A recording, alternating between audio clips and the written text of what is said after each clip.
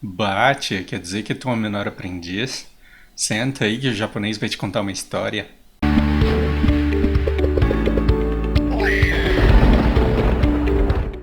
Eu meio que fiz essa playlist aqui de Fazendo Fofoca para compartilhar com vocês umas conversas que eu tenho com os meus alunos ou clientes e que eu acho que valem muito a pena compartilhar. E ontem eu estava conversando com o Cristiano e a gente começou a falar sobre o profissional que acredita que empresa existe. E pode parecer meio confuso, e na verdade vocês podem até me questionar em relação a esses conceitos e essa forma de ver o mundo. Mas a gente estava falando, é claro que a gente não pode citar nome, eu também não posso citar que cargo exatamente que ele ocupou onde, mas o Cristiano ele conhece esse profissional que eu também conheci. é, mas eu conheço muitos outros semelhantes, então a gente vai falar sobre a caricatura. Entendeu? Eu vou pegar tipo esse cara e vários outros parecidos, a gente vai fazer um amálgama aqui e vai falar sobre amálgama, que palavra chique, um mistureba. A gente vai pegar um mistureba dessas pessoas e formar um personagem. E o quanto é perigoso você acreditar que a empresa existe. O mundo ele está mudando muito e assim já não tem espaço mais para aquele velho chefe, para aquele velho carrasco, para o dono dos escravos que chibata e que bate e que humilha e que infelizmente ainda existe muito chefe ruim. E os chefes ruins mandam todo mundo para terapia. Os chefes ruins fazem com que funcionários fiquem doentes e tenham uma vida muito ruim. Ainda assim, algumas empresas já estão conseguindo identificar essas pessoas e algumas dessas pessoas já estão sendo punidas pelo karma.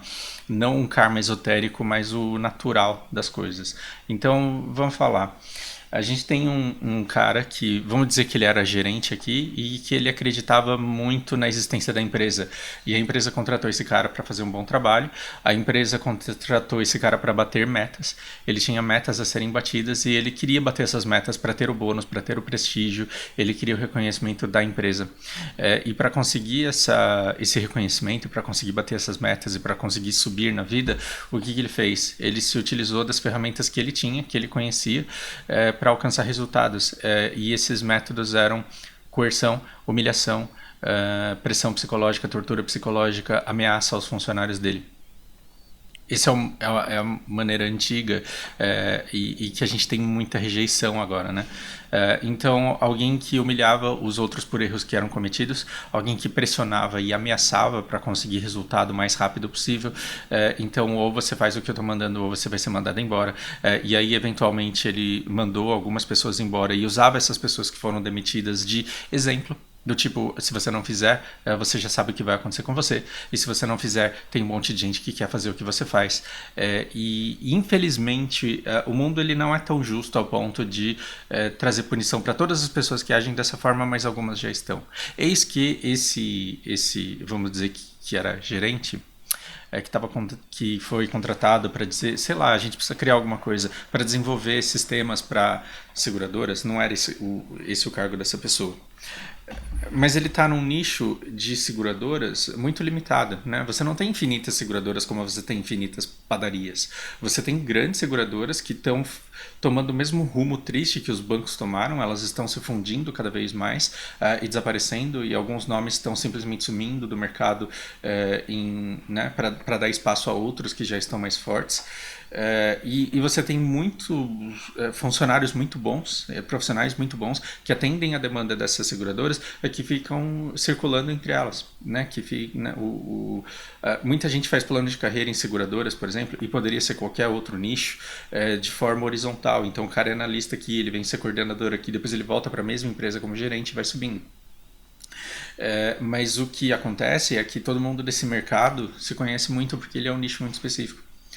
E eis que esse gerente, acreditando que a empresa existia, ele queria bater as metas da empresa e mandava funcionários embora que não deixavam de ser bons. Eles não eram bons tanto quanto ele queria, mas eles eram bons. E por terem experiência trabalhando com aquilo que eles trabalhavam, eles se recolocavam. Então, cada funcionário que tinha burnout, que saía com depressão, com pânico, cada pessoa que pedia demissão ou era demitida acabava se recolocando nas outras empresas. E quando você vai mandado embora, quando você é um profissional bom, é mandado embora ou se demite né? E vai fazer entrevista num outro lugar, eventualmente você tem que dizer como foi e por que foi que você foi parar ali. É, Eis que esse gerente ele bateu todas as metas dele, ele teve os bônus dele, a participação dele, ele ficou extremamente reconhecido por ser alguém que conseguia resultados. Mas depois que ele terminou de desenvolver aquilo que ele foi contratado para desenvolver, ele foi demitido. E eis que nós temos aqui um cara extremamente bom em, vamos supor, desenvolver sistemas para seguradoras, né? Trabalhar como vamos criar um cargo aqui, chefe de desenvolvimento de sistemas. A gente tem um cara que é muito foda em criar isso e que tem todo o know-how, mas que não sabe lidar com pessoas. E esse cara precisou de um outro emprego numa outra seguradora para fazer exatamente o que ele fez muito bem nos outros lugares. E eis que ele começou a fazer várias entrevistas em diversas outras empresas de mesmo ramo, e em toda empresa que ele ia tinha alguém que ou ele tinha mandado embora ou alguém que lhe tinha feito pedir as contas. E as empresas nas quais ele batia a porta pediam referências para essas pessoas. E aí pela primeira vez ele descobriu que a empresa em si não existe. Porque quando ele pediu para a empresa, vamos pensar numa seguradora que não é do caso real, vamos dizer, a Porto Seguro existe como empresa? Não. Ela é feita de pessoas que estão lá dentro. E quando você pede para o RH dessa grande empresa dizer quem foi fulano que trabalhou dentro dela, dificilmente a pessoa vai mentir.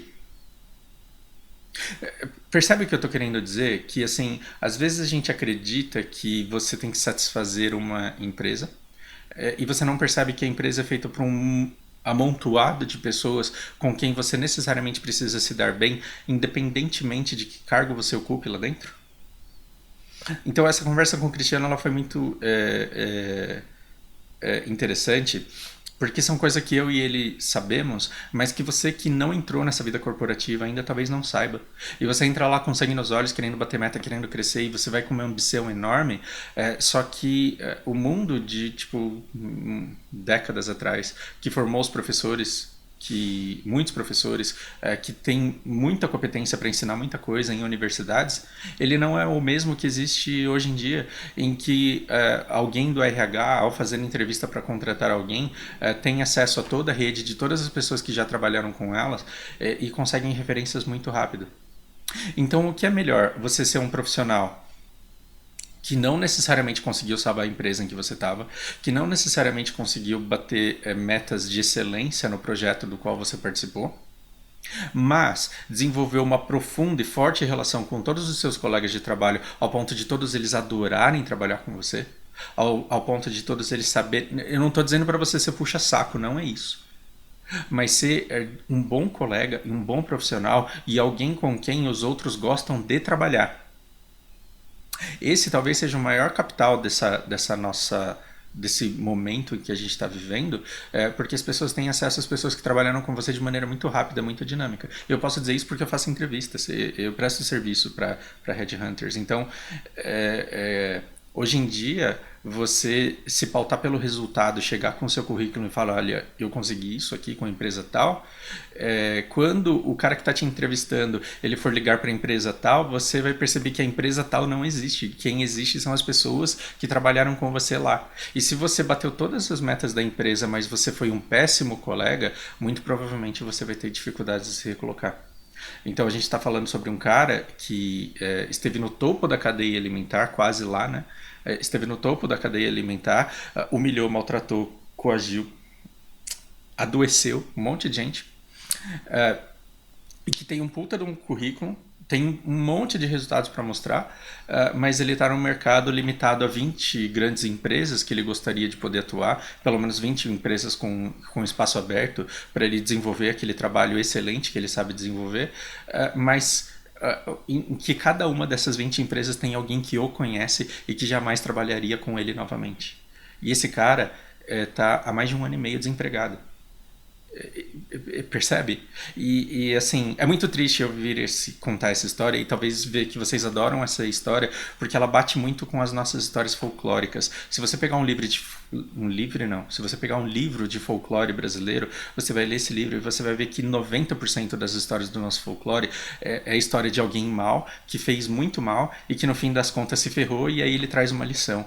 Eu não queria que o nosso folclore ele se baseasse tanto nesse modelo de história e eu não queria vir contar uma história que talvez vocês gostem de no fim da história esse cara ter se ferrado.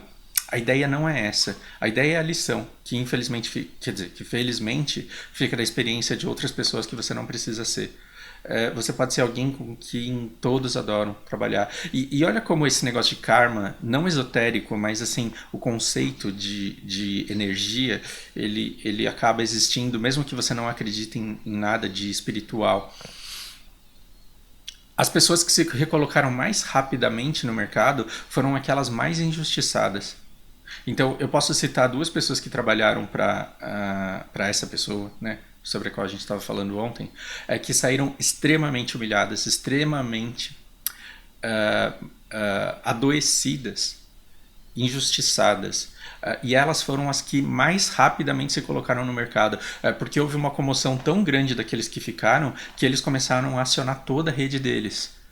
E eu nunca vi tanta gente mobilizada para encontrar emprego para outras pessoas tão rapidamente assim. E esses dois saíram engrandecidos, assim como todos os outros que trabalharam para esse chefe. E esse chefe não, ele não saiu engrandecido. Ele falhou o PEN e depois falhou para voltar para o TET, falhou para voltar para o TRI, e hoje ele está PRI no mercado. E tomara que ele aprenda disso a lição e que ele comece a subir novamente, dessa vez sabendo o que ele está fazendo, dessa vez com métodos mais seguros, mais eficientes, judiando menos de pessoas. Não acredite que empresa existe. A mesma coisa, não acredite que guild existe. Então, assim, e não é recado para ninguém na minha guild, não, tá, gente? O que a guild ela é feita de pessoas, ela não existe sozinha. Embora você possa dar até características, determinadas características a uma entidade que todo mundo tem que respeitar, ainda assim o que vai ficar são as pessoas que você conheceu durante o tempo que você esteve lá. Então, o que é melhor, ser o mais forte do servidor ou ser o jogador mais agradável da guild, para que todos queiram a sua companhia que não está perto de você, independente de que jogo vocês passem a jogar um dia? Reflita sobre isso. Até a próxima.